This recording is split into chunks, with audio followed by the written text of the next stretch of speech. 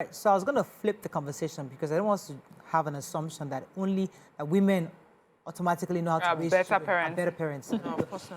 But you wanted to say something. Yes, I wanted to just give you a short story. So I have this, around that area of this particular friend I just did the last time. So she has been raising this girl. The girl is 18 now. And so the father started reconnecting with her. And at her 18th birthday, the father came and gave her a phone. Brand new iPhone. And she was upset. She came to my place. She said, I've been suffering for this girl. The father has not contributed a dime. I paid the fees. I paid it. All of a sudden, the father is now the love of her life. She wants to talk to him all the time. He now came and gave her a phone without my consent because she had planned she wasn't going to give her a phone till she gets into the university. And now this man just comes and gives her a phone and the girl is, he's buying her love. Yes. And I told her, calm down. Allow this girl to process. After this first euphoria of my father just came back and all that, allow her to process. Do not stop her from seeing her father. Things will settle. There will be a time that she will need things and she will ask him and he will not be able to provide. And she will need him here or need him there. And he will not show up because that's who he is. So calm down. I like that, so but what do you do with the phone in the meantime? She couldn't seize it because... So that's where we have to have a conversation. Yes. So the thing is, after a while, she allowed the child to use the phone. Wait, now it didn't take long. After like 6 months, the girl needed to go back to school. She needed this, she needed presents, she needed the man disappeared the way he came. And the girl came crying that, oh, is this what you have been going through? Uma said, no, you will still see more. He will appear again and give you another phone after many years. I want as parents, whether you're a mother or a father, relax in your place. If the man comes back and is capable of getting back into his role, you rest now. You have done your own. Allow the child to process the information. They will never forget you. That's a fantastic point, but I like also to address the phone issue because the truth is that when a parent even comes back, before you start giving out gifts, we must discuss. We must have a conversation. How do we parent this child? What are the rules we have? She's 14 years old. We don't do phones. You know, these are little things. Out of respect for you, he also needs to ask you, I want to give her a phone. What are your thoughts? Should I give her the phone? What, you know? So these are responsible conversations we should have. But I was going to flip it. Okay. It's important for us to flip it because, as I said, let's not assume that because maternal instincts makes us feel like, oh, every woman just takes care of her child automatically. In fact, some courts can be biased, where the woman just have to cry one small cry. I'll be taking it. I want this. I want custody. Before you know it, the judge will be empathetic and give you custody. Many have accused women of being deadbeat mothers too. Oh, yeah. Or have they been irresponsible mothers? They are more interested in starting a whole new life, in a whole new relationship, or being careless with their boyfriends or careless with stuff they do, that they're not raising these children. So these are real situations. How do we therefore help a man who desperately wants to have access to his children, who wants to raise his children, but the mother who has the emotional connection, you know, family, everybody say, I live with their children, now he means that the mother. It's difficult for him to have access. What do we say about that situation to a man? We will say to the woman, because if it's a man that, you know, in this case, is a willing father, we'll talk to the woman and we'll talk to families involved and say that they have to do everything possible to make sure that he can have access to the children. I was just going to use her example. Sometimes a father wants to raise his child a certain way, and they're co-parenting, right? And he drops the children off with the mother. And by the time he comes back, she's put relaxers in their hair. Maybe they're wearing some fashion styles that he feels it's not appropriate for me, you know, right now, for my children right now. And it's a serious bone of contention. And to the point that, you know, the children are trying to choose who is doing this because they love me or who is just trying to make life difficult for me. And I think that is the cocoa of the matter. That's what makes parenting or co-parenting a serious issue.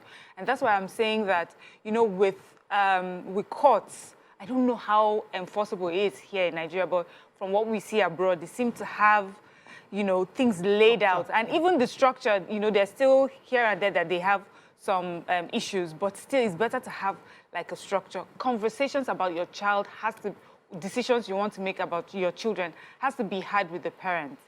And one of the reasons you have these issues, even in marriage, is that you do not have respect for the other parents' view about the way you want to raise your child. Your own is your way or the highway, as they say it. You have to have that conversation. You have to remember it's not about us. It's about this child and their well-being. I know a lot of us watch this Keeping Up with the Kardashians, and we remember Kanye West says he didn't like his daughter being on TikTok, didn't like her using makeup at that early stage. And you have a mother who is saying, it's not a big deal. It's just makeup. It's just TikTok. Kids are on there, and it's a huge issue. And he was saying that society tends to look more kindly to women, the mothers than the fathers, even fathers who are willing to show up. And it's the truth. We just assume that mothers are better parents because they carried them. But sometimes we do have mothers who are not, the better parent. And so we have to have like a parameter to tell which parent is better, not just by your gender, but how do you show up? And what is your plan for your child? And to make sure that you are protecting your child's health, safety, and, I think I like this. I like the way this conversation is going, because we need to have a situation whereby we are normalizing this kind of conversations between divorcees. People have different values. One father, one mother might be trying to buy love, because it's easy for you to say, you see a teenager. Teenagers want to do so many things. The parents you're with will say, no, you can't wear this. But then your other parent calls you, gives you bikinis, gives you, relax your hair, put stuff in your hair, and you're thinking they're the best parents ever. So this is why we need to formalize it. Let it be a somewhat formal way. How do we agree to raise these children? What are the rules and regulations? The way wherever he or she goes, she knows that it's the same rules we're following in both houses, because we have daddy's girlfriend trying to win your heart, buy you stuff. We have mommy's boyfriend trying to win your heart, buy you stuff, or take you places where you ordinarily wouldn't go. So these are confusing times also. Yeah, so you're also assuming that both parents are responsible people. No be person wey get sense, you go sit down, they discuss how do we raise these children. Some parents are not there. They don't give you belly, they don't move. They are not there. They are not reason. They just want to show up once in a while with the small money they have hustled somewhere, buy something, destabilize the whole system and the whole structure. Because every child has a structure, what they are used to. And then when this new parent comes in, you just destabilize some things and disappear again. Marriage, they say, is for people that are wise. It's not for children. So we must, before we enter this thing, ask ourselves and tell ourselves the truth. Some women know that on a normal day, if not that God just knows how to just dash people children, they are not supposed to have. They know that they cannot take care of their children. So if you know as a woman and you want the best for your children, if you have to leave, why you not pack it and give their papa? Don't say because I'm the woman, I will suffer you. I would have to be the one in charge of the children. I may carry them for my womb for 9 months, and then you know that you do not have the emotional capacity to take care of these children alone. Why don't you be truthful to yourself and give either the children to the extended family, or give them to your husband? Your husband may have a better structure with maybe the new wife, and they can raise these kids. So can we learn to let go when we cannot do it? It starts from there. That's where the courts should come in. Yes, because women hold on. The courts happen in the Western world, but here we have families. We have families, just like you said earlier, grandparents. I had a boss who, when she had a child, when she was 16, and it was a really devastating time for her. She really wanted to go on with her life, to go to university, and her mother took on the child and raised that child. Very well. All through her life, the boy thought, all through his life, she thought that his mom was his auntie, was his mom's younger sister or something like that. And he was raised, it was after he became a full adult that he was formally then introduced that this is actually your mother. But she went on because she knew she didn't have the emotional responsibility or capacity. The father, on the other hand, was one of those over deadbeat. That was qualified deadbeat from day one. That one never even showed up. I don't know what the story is now today, but he just was never in the picture. Now, to help her father, stayed in the gap as a father figure for that boy. So traditionally, as we had the courts that we have, we had a system in place that we used to help to raise kind of these situations. Let me take JB. Good morning, JB. Are you there? Thanks for calling. Good morning. You're live. So the problem that I see is that there is not sufficient attention to counseling in various aspects of our life. Breaking up is a traumatic event, and it needs counseling. A lot of the times when you see people mothers preventing father from seeing children after breakup. Father prevents doing the same thing, or each of them setting the child against the other parent. It's as a result that they are still fighting. And I think that counseling will go a long way in dealing with these things. Fantastic. Now, where counseling doesn't do it, there is the family court system in Lagos State, where you don't have to even go through the route of divorce. You go to the family court, and the family court, 3 people sitting, will make orders relating to the welfare of the children and visitation rights. Thank you. Thank you so much. I mean, while he was talking, something just dropped in my heart. You know, I saw a post recently says that God hates divorce, but not the divorcee. And the reason why that post was interesting, because the church has refused to counsel, as you just said, on divorcees. Because God hates divorce. They don't even want to hear it. They'd rather you stay in the marriage. And just, even if you're not dying there, whatever reason why you want to leave. But the church, I don't know about for Islam. I'm not very privy to how that is done. But within the religious space that I know, because the church hates divorce and God hates divorce, they don't even want to hear that you separated. So the only counseling they are doing is to bring you back. Stay there. Yeah. But there are some that it is you can't go back. It's irreconcilable differences. You just said I'm done. Now, the church also must institute some kind of a framework to help you in that space where, okay, I am separated from this person. Help you whatever heal. reason, we are not getting back together, sir.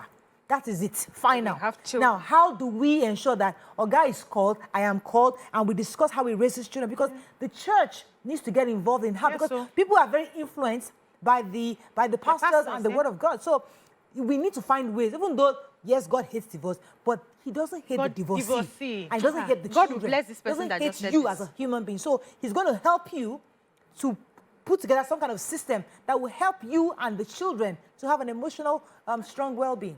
Poor pastors. I go to that for them. Let me take this call out. The Bible said no divorce. Now we are now canceling divorces. I'm saying The married women will now say, hey, is that what, you know? But you see, but what you said is let me take this call. Good morning. Are you there? Abosedi. You and Yakub are getting pretty popular. Thanks for calling. Go ahead, please. You know, I just want to say something to this aspect of, you know, it's not, there are so many women that are not mentally stable to raise these children. I run a school, and I know what I see from women. Most times, you see the women bringing their children to school. And when you see the value and the things they are inculcating in the child, you will know that they are not, most of them are not even divorced. They are still in marriage, but they are not stable. They are not, they don't even have the value, the moral value to raise children. Honestly, I pity men. I have a son, and every time I look at him, I pray for him, and I you know, every time I wish we could have a better parenting. These young ladies of these days, most of them, I don't know, they are not really grounded. They are not really taking instruction from home. And so they just rush into marriage, and the way they rush into marriage, they don't have what it takes to raise children. I wish government can come into place. Thank you, Abosede. You know, I think in this case, I will agree with government.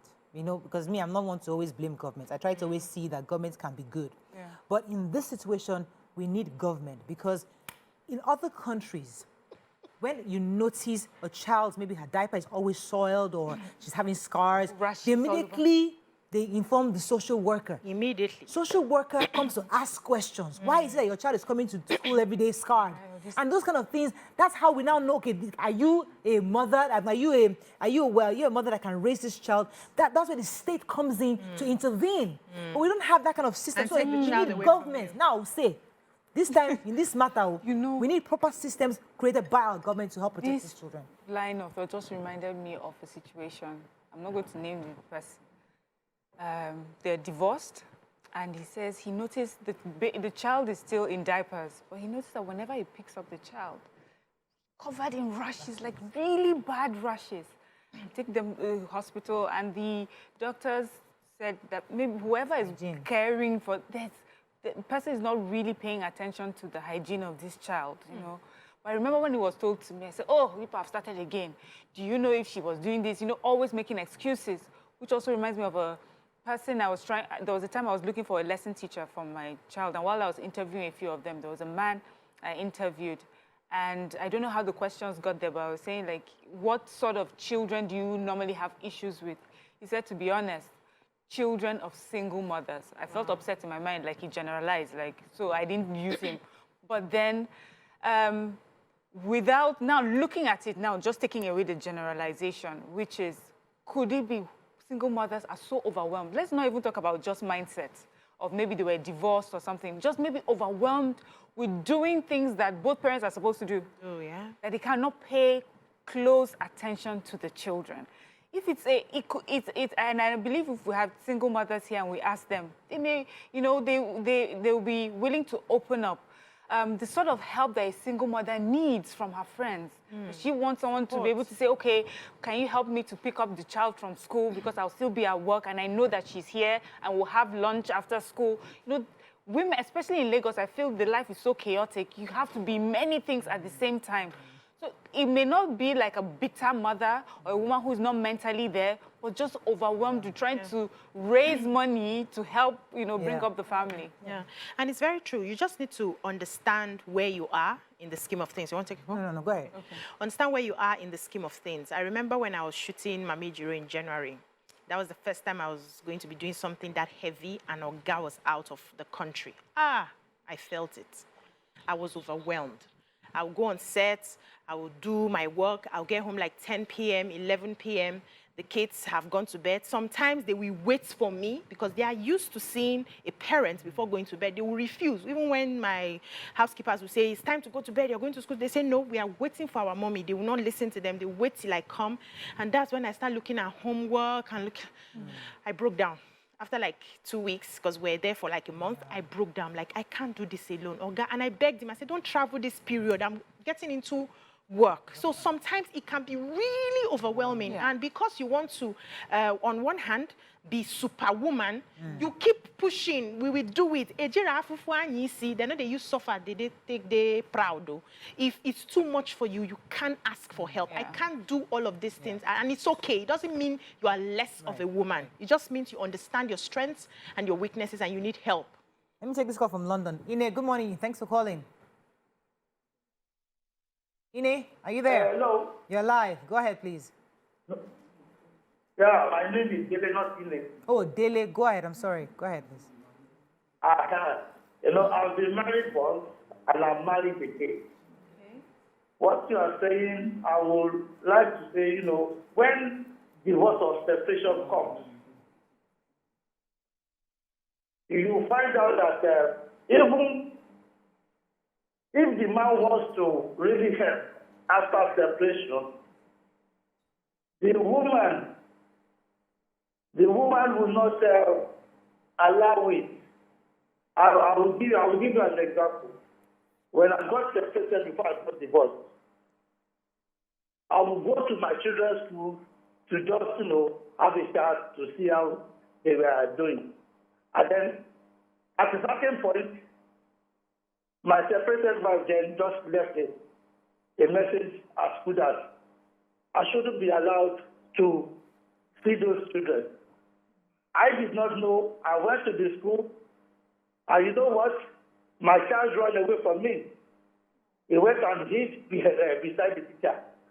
Now, a grown man, I was just left there, transfixed, crying. The teacher knew me. He knows me very well. And he said, Mr. Dele, look, I know you are the father, but because your wife or your separated wife accepts a notice for us that they shouldn't allow me to see the child. Mr. Dele, do you mind if I ask you a few questions?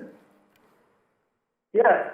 What was the nature of your separation with your wife? Was it based on domestic violence or something that she felt threatened by you coming close to the kids might be endanger the lives of these children?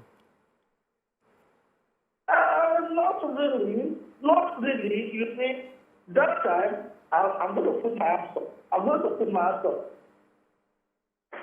my hands up. You see, we were young. We were young. And I think what really happened, probably, I would put it down, financial is there. And then we weren't experienced enough at the moment. Okay, some other factors you may say, but those are the major ones. Right. So even here in the United Kingdom, the women play a major role. If the woman says this, you have to abide with it. Right. All right. Sure. Financial. I think he was talking about also the fact that they were really young, and so maybe, as we know, with most young couples. In a country like that, I mean, call it a matriarchy because the women have rights in the West. I mean, they will tell you if you want to be empowered as a woman, that's where you need to live because a woman usually, most often than not, wins a case when it comes to this in this kind of issues. It's not a patriarchy where the men always have their way, but more women have their way, many in the West. So a man like this, who wants to raise his children? But the woman has said, I'm sorry, I'm not giving you access. Now, I was going to ask him, unfortunately, he got disconnected, if he gave it time. Because sometimes when a woman is emotionally down, she can be irrational in her thinking. So maybe if we give her space to heal from this separation, maybe at some time she will come around to allow you to have access. Now, the question is, how much time does a woman need to get over such a traumatic relationship she may have had with her spouse? How traumatic is this relationship? Because I heard financial. If we're somewhere now, I would have quizzed him and asked him more questions. I think the mindset when you're getting into marriage is very important.